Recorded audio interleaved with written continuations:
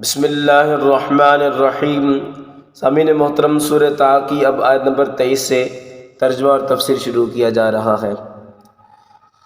لِنُرِيَكَ مِنْ آيَاتِنَا الْكُبْرَى اذْهَبْ إِلَى فِرْعَوْنَ إِنَّهُ طَغَىٰ۔ لِنُرِيَكَ مِنْ آيَاتِنَا الْكُبْرَى، تاکہ ہم تجھے اپنی بڑی بڑی نشانیاں دکھائیں۔ سامعین محترم، اس آیت کریمہ کے اندر بیان کیا گیا ہے کہ اللہ فرماتا ہے کہ اے میرے نبی موسیٰ، بے شک ہم نے آپ کو دو بڑے معجزات عطا کیے ہیں۔ ان میں سے ایک یہ کہ آپ کی عصا کا سانپ بن جانا، اور دوسرا یہ کہ آپ کے ہاتھ کا روشن بن جانا۔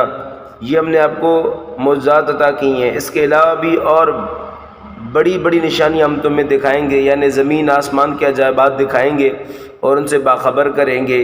اور یہ بڑی نشانیاں اس لیے ہیں کہ تاکہ آپ جب فرعون کے پاس جائیں تو آپ کا دل ثابت قدم رہے اور آپ کا دل مضبوط رہے۔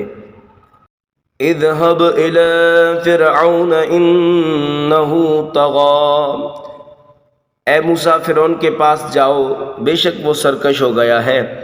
اس آیت کریمہ میں بیان کیا جا رہا ہے کہ اللہ تعالیٰ ارشاد فرماتا ہے جناب سیدنا موسیٰ علیہ السلام سے کہ اے میرے پیغمبر موسیٰ، تم جاؤ فرعون کے پاس، اس لیے کہ فرعون سرکش ہو گیا ہے۔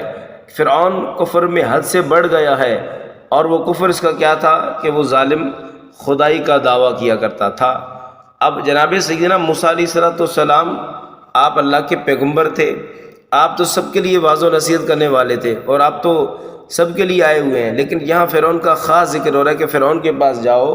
یہاں فرعون کے پاس جانے سے مراد یہ ہے کہ تاکہ فرعون سے آپ مقابلہ کر سکیں اور وہ خدائی کا دعویٰ چھوڑ دے اور خدائی کے دعویٰ سے باز آ جائے، کیونکہ وہ خدائی کا دعویٰ کرتا تھا اور یہ اللہ کی بارگاہ میں انتہائی ناپسندیدہ عمل تھا۔